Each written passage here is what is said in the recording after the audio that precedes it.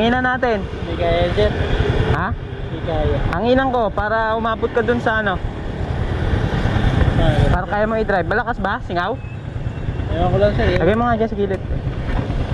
Tayo natin.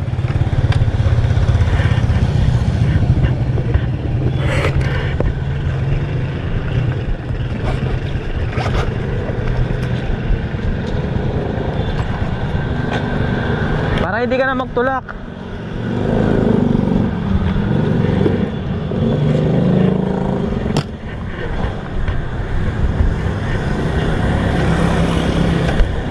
Para i-drive mo hanggang dun lang sa RC, pabulkanize mo na.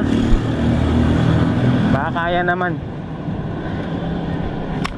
Ano, layo pa ng tutulakin mo.